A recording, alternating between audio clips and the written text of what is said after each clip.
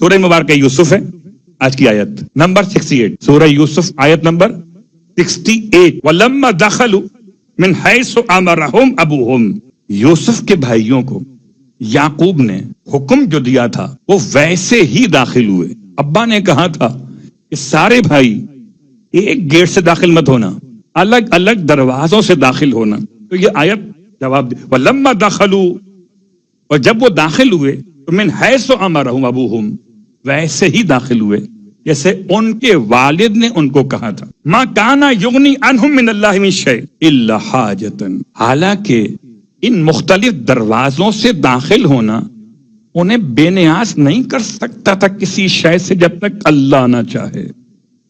الا حاجتن، سوائے اس حاجت کے، فی نفس یعقوب، یعقوب کے دل کے اندر تھی، قضاہا، اور یعقوب نے اس حاجت کو خدا کی بارگاہ میں پیش کیا، خدا نے اوکے کر دیا، قضاہا۔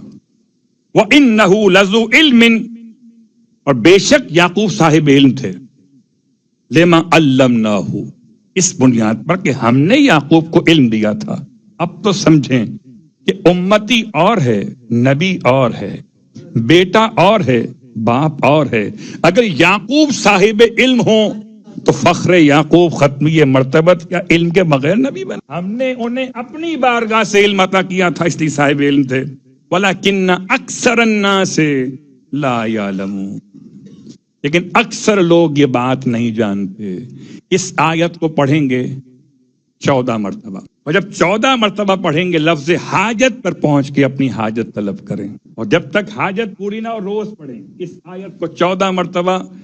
یقیناً ایسا مجرب عمل ہے کہ جیسے یوسف کے بھائی کامیاب ہوئے حضرت یعقوب کے اس بیان پر، ایسے انشاءاللہ حضرت ختمی مرتبت کے چاہنے والے کامیاب ہوں گے۔ لیکن جب کبھی توسل کی کیفیت واقع ہو جائے تو پھر آنکھوں میں آنسو تو ہونا چاہیے۔ جب تک آنکھوں میں آنسو نہ ہوں تب تک دعا میں اثر کیسے آئے گا؟ ایسا فیل ہوتا ہے شاید کہ مانگنے والا محتاج نہیں ہے، اگر محتاج ہوتا تو گڑ گڑاتا۔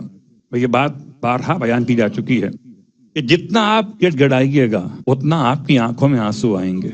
اتنا روئیے کہ یہاں تک کہ آپ کے دونوں رخساروں پر آنسوؤں کی لکیر بن جائے۔ عام طور پر مجھے اپنے گناہوں پہ اتنا رونا نہیں آتا، جب کربلا والوں کی یاد تڑپاتی ہے تو رونا آ جاتا ہے۔